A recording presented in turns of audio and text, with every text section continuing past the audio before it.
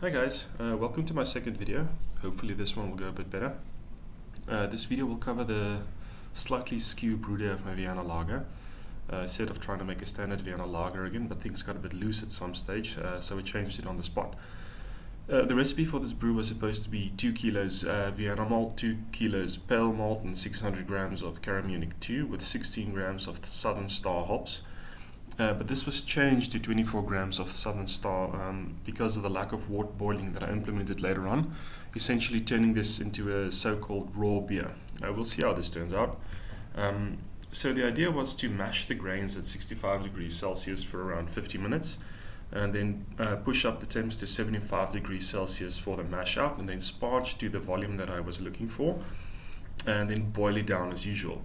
However, I forgot to turn off the heat source when I hit my first mash temps, and when I looked again, my mashing was taking place at middle to high 70s.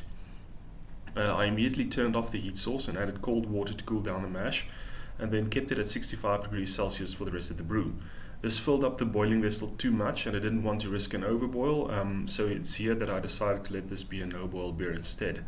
I've always wanted to test it, so this was to be my chance. To make up the bitterness, I heated up 7 liters of water on the stove separately from the wort, increased the hops as mentioned before to make up for the lower utilization, and boiled the 24 grams of Southern Star for around 20 minutes. The smell in the kitchen was amazing, to be honest. I then used that 7 liter of hop tea to sparge the grains when the mashing was done. I poured off the boiling solution directly into my sanitized fermenter in a similar style to no-chill brewing, so this was a no-boil, no-chill method. We'll see how this turns out. Anyway, in addition to the previous sparging, I then sparged with cold water to get the temperatures down a bit, and then to get the volume up to my 25 liter target volume. This worked well, and the last bit of wort that seeped out of the grains was a lot lighter in color and a lot less sweet, indicating to me, with my pleb eye at least, that I managed to get most of the sugars and colors out of the malts. I then placed the fermenter into my fermentation fridge and set the temperatures down to chill it as quickly as possible in there. I also moved the jar with my yeast in there to get the same temps. The yeast is a harvested Saf Lager S23 that I stored in the fridge, and I had a nice big colony at the time of the harvest.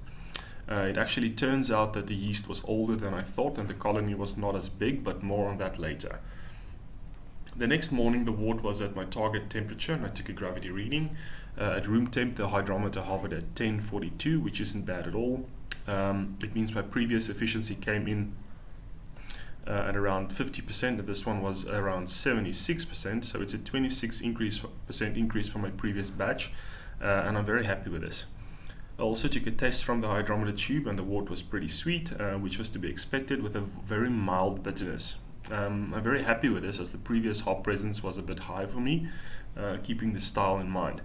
As expected, the malty flavors are present and I love them, which is biscuity, like freshly baked cookies and freshly baked bread crust, and also a good dry nutty presence. I like to describe that as the dry flaky stuff that you get between the edible parts of the pecan nut, but without that strange bitterness and bite that it has to it. Anyway, I then set the fridge to 14 degrees Celsius, pitched the yeast and started playing that annoying waiting game. For some reason this batch took really long to get started and I was pretty worried about it at some stage. I took a look into the fridge every morning and every evening for 3 days straight, and finally today on Wednesday morning I saw activity.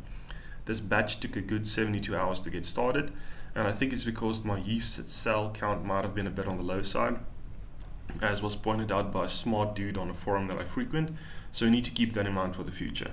Rather make a starter before pitching the harvested slurry so that I can avoid those 3 days of worry. Anyway, the worry is done, the fridge is turned down to 11.5 degrees Celsius and it's going.